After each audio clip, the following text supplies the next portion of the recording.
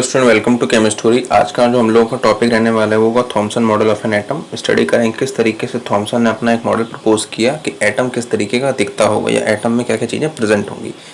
After the discovery of two subatomic particles named electrons and protons, electron और proton की discovery हो जाने के बाद सबसे पहला क्वेश्चन ये था कि अगर ये एटम में चीज़ें प्रेजेंट हैं तो एटम में एक्चुअली लोकेटेड कहाँ या किस तरीके का एटम का एक स्ट्रक्चर होता है, ओवरव्यू होता है, किस तरीके का दिखता है, अपीयरेंस क्या है।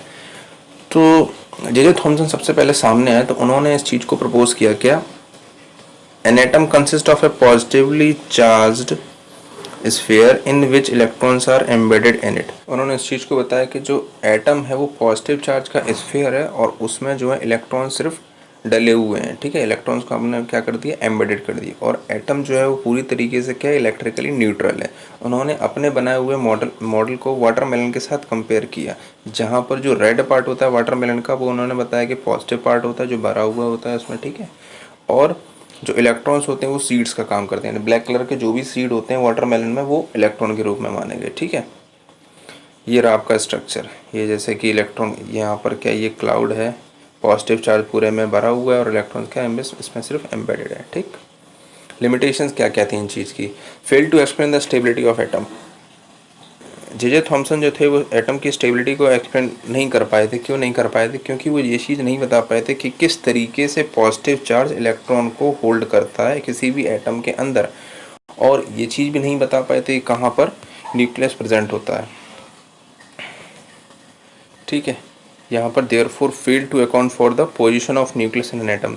सबसे पहली बात ये थी, वो ये नहीं बता पाए थे कि किस तरीके से एटम के अंदर पॉजिटिव चार्ज यानी कि प्रोटॉन प्रेजेंट होंगे जो कि इलेक्ट्रॉन को बाइंड करके रखेंगे। और जब यही चीज़ नहीं समझा पाए थे, ये चीज़ नहीं एक्सप्लेन कर पाए थे, और तो दूसरी चीज़ ये भी एक्सप्लेन नहीं कर पाए थे कि एटम में न्यूक्लियस की पोजीशन जो है वो कहाँ रहने वाली है। ठीक है, fail to explain the alpha particle scattering by thin metal false.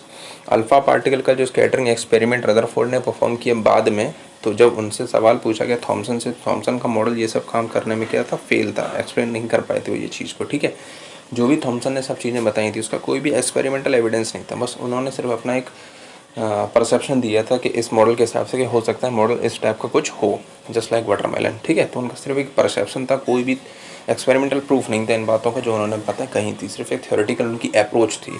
ठीक है, इनकी थ्योरी फेल हो जाने के बाद रदरफोर्ड ने अपना एक मॉडल प्रपोज किया जिसको हम लोग रदरफोर्ड मॉडल, और यहीं से न्यूक्लियस की क्या होती है, डिस्कवरी होती है, और अल्फा पार्टिकल स्कैटरिंग एक्सपेरिमेंट यहाँ से हम लोग पढ़ेंगे भी।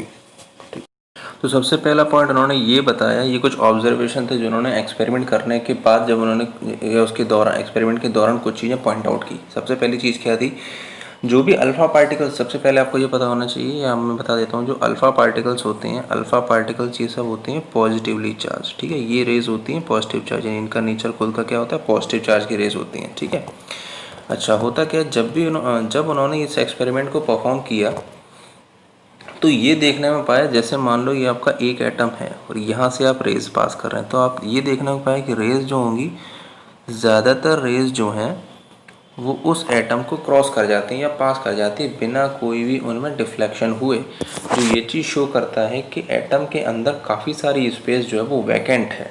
उन्होंने ये देखा कि जो रेज हम लोग उस पर सप्लाई कर रहे हैं किसी भी एटम के ऊपर, गोल्ड थिन फॉइल के ऊपर, तो वहाँ से मोस्ट फ्रैक्शन जो है, ज़्यादातर रेज जो है बिना डिफ्लेक्शन किए हुए वहाँ से पास आउट कर जाती हैं। जो ये चीज़ इंडिकेट करता है कि एटम के अंदर काफ़ी सारी स्पेस जो है वो वैकेंट है, यानी खाली है काफ़ी सारी स्पेस। सेकेंड ऑब्जर्वेशन उन्होंने ये देखा, some of the alpha particles were deflected by gold sheet by through small angles.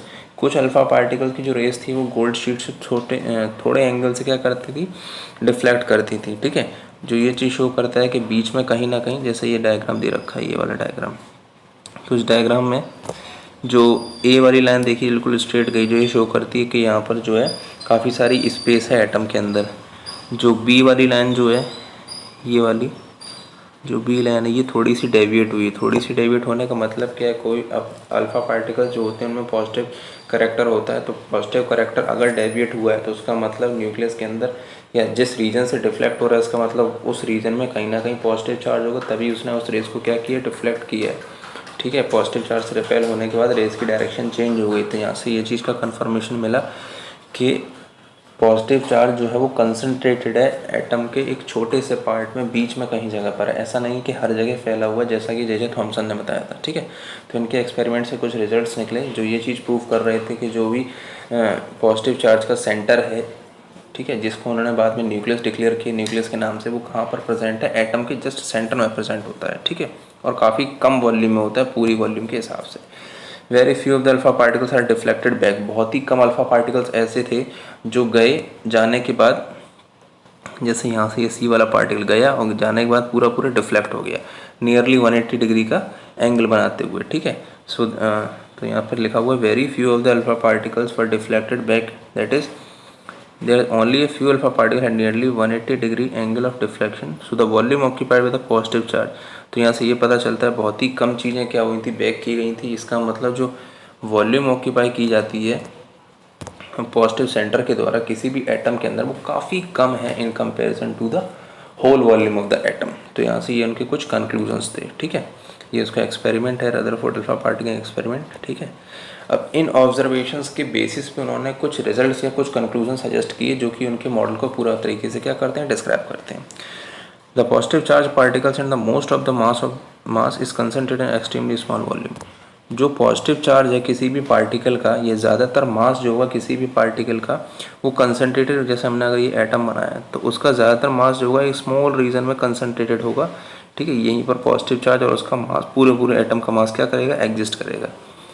ठीक है, हम क्या दिया, न्यूक्लियस का नाम दिया इस रीजन को। ठीक है, निगेटिवली चार्ज जो भी इलेक्ट्रॉन्स होते हैं वो इलेक्ट्रॉन्स क्या करते हैं, जैसे आपको ये पता चल गया ये न्यूक्लियस है और ये तो एटम है, तो इसके अबाउट क्या करते रहते हैं, इलेक्ट्रॉन एक पर्टिकुलर ऑर्बिट में जो है वो रिवॉल्व करते रहते हैं किसी भी न्यूक्लियस के अबाउट। ठीक है, तो ये पर्टिकुलर जो सर्कुलर पाथ जो होते हैं, इन पाथ को उन्होंने नाम दिया क्या, ऑर्बिट्स का नाम दिया है। किन्होंने नाम दिया, ये नाम दिया रदरफोर्ड ने। ठीक है, किसका नाम दिया, ऑर्बिट का, यानी जो भी इलेक्ट्रॉन होते हैं, क्योंकि एटम जो इलेक्ट्रिकली न्यूट्रल कंसीडर किया गया है, तो इसमें अगर पॉजिटिव चार्ज की प्रेजेंस मिलेगी तो नेगेटिव चार्ज भी होगा, लेकिन नेगेटिव चार्ज होगा वो बात ठीक है, लेकिन नेगेटिव चार्ज हो किस तरीके से कहाँ पाया जाएगा, तो उन्होंने ये बताया कि नेगेटिव चार्ज जो होगा वो न्यूक्लियस के अबाउट किसी एक सर्कुलर पाथ जिसको हम लोग ऑर्बिट बोलते हैं उसमें क्या करेगा, रिवॉल्व करता हुआ पाया जाएगा।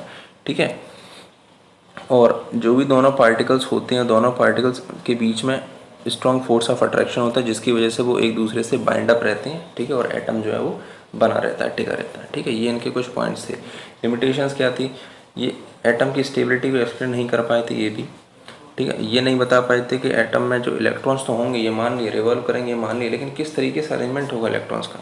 2 इलेक्ट्रॉन है तो पहली ऑर्बिट में कितने होंगे, पहले सर्कुलर पाथ में कितने होंगे, दूसरे में होंगे क्या होंगे, किस तरीके से अरेंजमेंट हम कर सकते हैं किसी भी एटम में इलेक्ट्रॉन्स का, तो वो चीज़ नहीं बता पाए थे। इनकी लिमिटेशन क्या क्या है, ये स्टेबिलिटी, एटम की स्टेबिलिटी को एक्सप्लेन नहीं कर पाए थे और इलेक्ट्रॉन्स का अरेंजमेंट नहीं शो कर पाए थे। ठीक है, स्टेबिलिटी को क्यों नहीं एक्सप्लेन कर पाए थे, इसका पूरा यहाँ पर डिटेल आपको दे रखा है।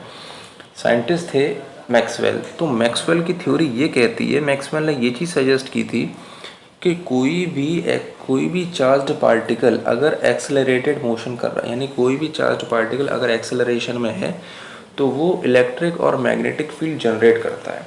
ना केवल जनरेट करता है, वो अपनी एनर्जी इलेक्ट्रोमैग्नेटिक रेडिएशंस के रूप में एमिट करता रहता है। और क्योंकि कोई भी पार्टिकल अगर एक्सेलरेशन में और ये सब चीज़ें कर रहा है और अपनी एनर्जी को लगातार एमिट कर रहा है, तो उस पार्टिकल की जो एनर्जी है वो as the time passes the energy of that particle becomes decreasing. ठीक है, तो ये कहना था मैक्सवेल का। तो उन्होंने ये चीज़ बताई, जैसे आपने बताया कि उन्होंने रदरफोर्ड से कहा कि जैसे आपने बताया कि ये हम न्यूक्लियस मान ले रहे हैं, ठीक है, और न्यूक्लियस के अबाउट मान लो इलेक्ट्रॉन रिवॉल्व कर रहा है, और इलेक्ट्रॉन क्योंकि एक चार्ज पार्टिकल है तो चलते चलते अपने रेडिएशंस को क्या करता रहेगा, ये एमिट करता रहेगा इस फॉर्म में। अगर रेडिएशन को एमिट करता ही रहेगा तो ये इलेक्ट्रॉन की एनर्जी क्या होती जाएगी, कम होती चली जाएगी, इलेक्ट्रॉन की एनर्जी डिक्रीज होती चली जाएगी, और अट्रैक्शन उस पर लगी रहा है प्रोटॉन्स के द्वारा जो भी न्यूक्लियस के अंदर सेटअप है। ठीक है, तो अल्टीमेटली होगा क्या, ये इलेक्ट्रॉन अपनी एनर्जी को लूज़ करता रहेगा और इलेक्ट्रॉन जिस भी ऑर्बिट में रिवॉल्व कर रहा है वो ऑर्बिट लगातार क्या होती जाएगी, श्रिंक होती जाएगी, और एक टाइम ऐसा आएगा कि न्यूक्लियस जो है वो जो इलेक्ट्रॉन जो है वो न्यूक्लियस के अंदर एंटर कर जाएगा और एटम जो है कोलैप्स हो जाएगा। ठीक है, तो ये स्टेबिलिटी को वो एक्सप्लेन नहीं कर पाए। तो उनसे जब पूछा गया कि अगर आप इस तरीके से पार्टिकल को कंसीडर कर रहे हैं तो आपका पार्टिकल तो स्टेबल नहीं रहना चाहिए, जबकि ऐसा होता नहीं, क्योंकि अगर ऐसा होता तो हम किसी भी एटम के पार्टिकल की स्टडी ही नहीं कर पाते, क्योंकि ऐसा करने में काफ़ी बहुत ही कम टाइम लगता है, 10⁻⁻⁻सेकंड्स। इतने टाइम में अगर अगर ऐसा ही होता, इलेक्ट्रॉन न्यूक्लियस के अंदर ही चला गया होता, तो जो एटम है वो सर्वाइव ही नहीं कर पाता, हम उसकी स्टडी ही नहीं कर पाते, ठीक है। लेकिन ऐसा होता नहीं, हम लोग उसकी स्टडी कर रहे हैं आज के टाइम में भी, तो कहीं ना कहीं कुछ ऐसी चीज़ है जो वो मिस कर रहे हैं, ठीक है। यानी कि ऐसा हम कह सकते हैं कि मैक्सवेल की थ्योरी उस पर अप्लाई नहीं होती है, लेकिन मैक्सवेल ने जब उन्होंने उनसे पूछा ये सब चीज़ें, तो वो एक्सप्लेन नहीं कर पाए थे स्टेबिलिटी ऑफ एटम को इस तरीके से, ठीक है। So the Rutherford model was not in agreement with the Maxwell theory. तो रदरफोर्ड ने कहा कि रदरफोर्ड ने मैक्सवेल की थ्योरी को नहीं माना और वो एक्सप्लेन नहीं कर पाए इन चीज़ों को, ठीक है। Okay, thank you students. आज का जो लेक्चर था पूरा मैंने कंप्लीट कर दिया, Thomson model of an atom और Rutherford model of an atom, उन दोनों की लिमिटेशंस। आप लोग का काम क्या है, आप लोग इस चीज़ को पढ़िए, एनसीईआरटी से पढ़िए, थ्योरी प्रिपेयर कीजिए, मॉडल देखिए, ठीक है। ज़रूरत पड़े तो 3D स्ट्रक्चर्स इनके देख लीजिए, और आप लोग लाइक और कमेंट भी कीजिए, शेयर भी कीजिए, कमेंट करके ज़रूर बताइए कि लेक्चर किस तरीके का लगा है, कंटेंट कैसा प्रोवाइड किया जा रहा है आप लोगों को, आपके लिए अच्छा है या नहीं है, ठीक। Okay, thank you student, thank you for watching.